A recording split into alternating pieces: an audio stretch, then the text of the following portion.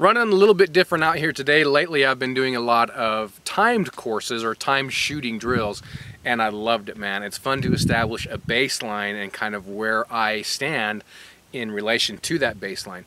But today I want to move a little bit more and have some fun. So I came out here to back up a little bit. Let me tell you a little bit about my philosophy when it comes to self-defense, be it hand-to-hand self-defense or with CCW.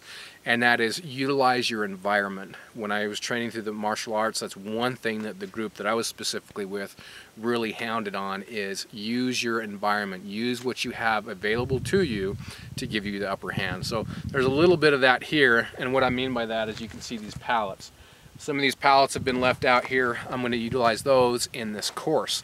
And aside from just shooting today, which is really the ultimate goal coming out here, be shooting the XDS in 9mm. I really like this. This is post recall, and be putting some TulAmmo through it. For those that don't know what that is, that's some really inexpensive, cheap Russian steel cased ammo. I just like to see how it runs through that, and I got a good deal on it. So also testing a holster that's De La Rosa Tactical made for me. So thanks, David. I appreciate that. We'll be testing that out today. I've actually been running it for a really long time. This is just a continuation of that testing process. But without further ado, let's take a look at this little course that I set up. I think ought to be kind of fun. And like I said, I want to move. Gonna start the drill out at 7 yards concealed. We're going to draw and fire one shot on each of those 3 plates. Those are 8-inch plates, 6-inch or 8-inch plates, I can't remember, one of the two. From that point, we're going to run over here, and this I set up to simulate using cover. And I don't know, I'll just kind of maybe try one side, try the other side, and up top maybe 4 shots total on this guy. But what I've also done with him is I've set cover in front of him. Now, going back to the concealment slash cover discussion, part of what I'm thinking is too, well, yes, he's somewhat obscured through whatever this is that you want to say he's hiding behind. We can certainly shoot through that, and I will be likely doing some of that as well. Check that out. That's kind of fun, huh? Next, we'll run down here and then engage these 2 targets. I don't know, maybe a failure to stop drill. So 2 to the body, 1 to the head. Now the idea though is I'm going to be roughly right here. And you can see that this target here on the left is obscured slightly, so he's not presenting me with a nice target. I've done that on purpose. Try to set this up a little more realistic as much as you can. Get out here. So that ought to be kind of fun. Let's run through this and see how we do.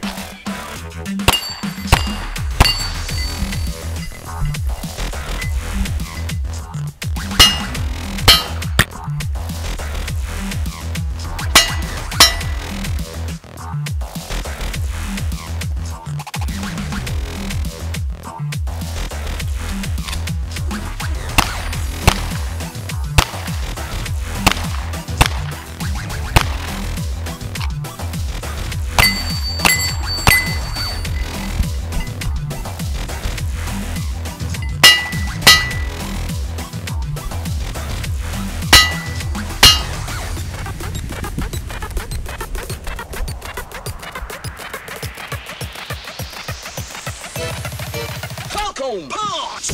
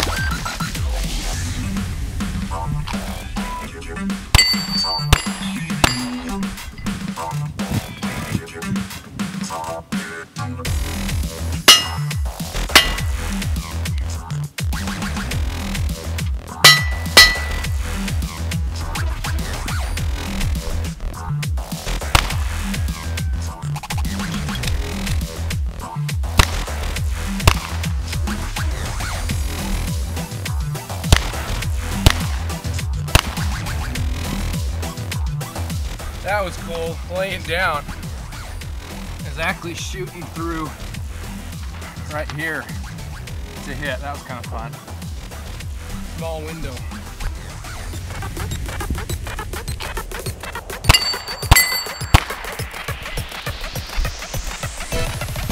Taco!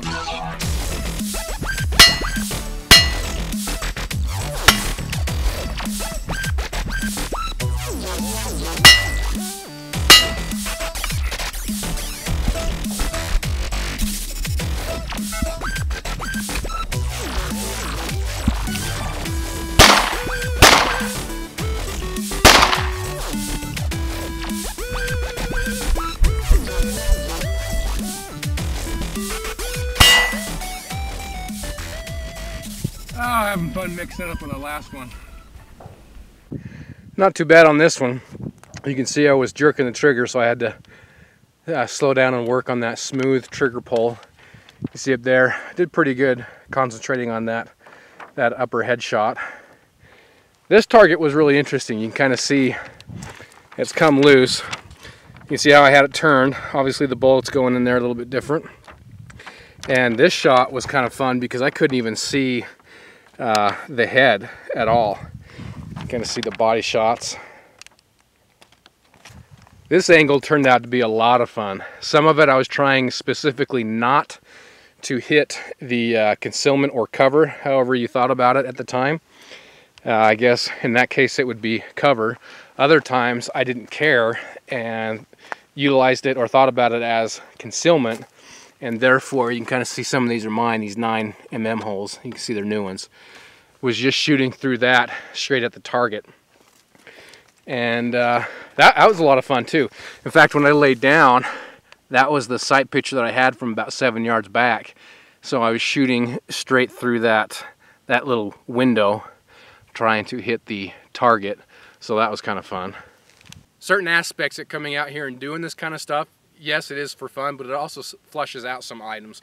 For example, what I don't have yet for my XDS is a good mag pouch to hold the spare mag. What I'm using right now, I think you can see it.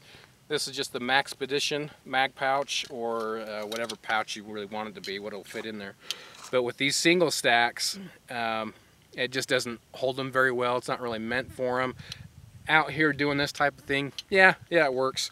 But these, especially these 7-round single stack mags, they bury quite deeply in there, and it's hard to extract that magazine for a good mag change. I noticed I was fumbling on that quite a bit. That's something I need to do, being that this is one of my concealment guns, especially warmer weather coming up. Actually, it's here, it's a nice day.